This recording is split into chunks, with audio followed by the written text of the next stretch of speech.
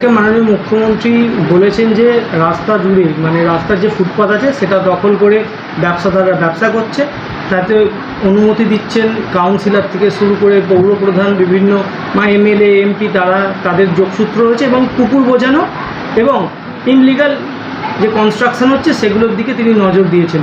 কি বলবেন বিষয়টা নিয়ে? না, আমাদের শ্রীরামপুরে দিদি যথার্থই বলেছেন, কিন্তু আমরা শ্রীরামপুরেতে আমাদের অনলাইনেই প্ল্যান স্যাংশন হয়, আমাদের অফলাইন বন্ধ হয়ে গেছে।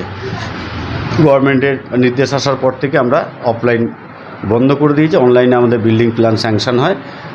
সেরকম কোথাও নেই, কিন্তু শ্রীরামপুর পুরসভা এলাকায় কোথাও পুকুর বুঝেছে বলে আমাদের কাছে খবর নেই। আমরা এটা বলতে পারি যে এই পর্যন্ত আমরা দুটো পুকুর এবং একটা বড় ঝিল আমরা কিন্তু ইতিমধ্যেই পরিষ্কার করে দিয়েছি।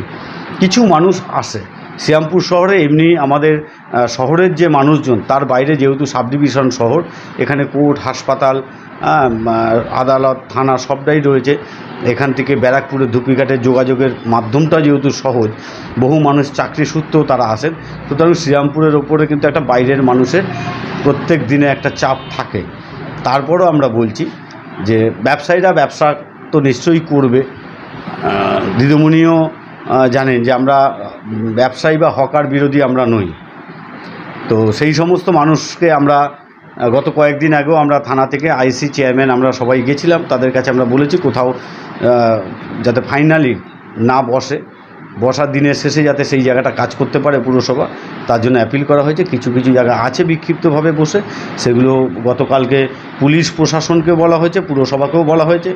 আমরা নিশ্চিতভাবে চেয়ারম্যান তার দিকে একটা দৃষ্টি আকর্ষণ করবেন এবং বোর্ড মিটিংয়ে আমরা একটা সিদ্ধান্ত নেব, যে সিদ্ধান্তই নেব সেটা মানুষের যাতে ভালো হয়, এবং মুখ্যমন্ত্রী যে নির্দেশ দিয়েছেন সেই নির্দেশ কার্যকর করবার জন্যই আমরা আশা রাখছি যে সিদ্ধান্ত নিয়ে আমরা এগোবো।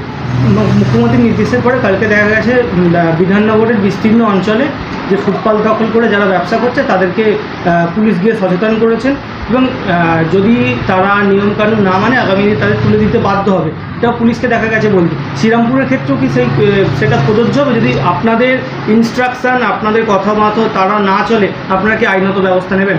না, শ্রীরামপুরের কাউন্সিলর, এমএলএ, এমপি বা চেয়ারম্যান কোথাও ফুটপাতে লোক বসিয়েছে বলে আমার জানা নেই। কিছু মানুষ আসে, তারা রুজির টানে আসে, তারা ব্যবসা করে আবার চলে যায় দিনের শেষে। তো কালকে যেটা বলা হয়েছে যাতে ব্যবসাটা করুক, যাতে শহরের মানুষ বা পথ চলতি মানুষের কোথাও কোনো যাতে অসুবিধা না হয়, সে ব্যাপারে পুরসভা এবং শ্রীরামপুর পুলিশ প্রশাসন আমার মনে হয় যৌথভাবে কাজ করলে দিদিমণি যে কথা বলেছেন সেটা সম্ভব হবে। এবং আমরা এই বোর্ড মিটিংয়ে আমরা চেয়ারম্যান নিশ্চিতভাবে তার দৃষ্টি রাখবেন। আমরা পুরসভার পাশে এবং সর্বোপরি মুখ্যমন্ত্রী যে কথা বলেছেন সেটা আমরা করবার চেষ্টা করব।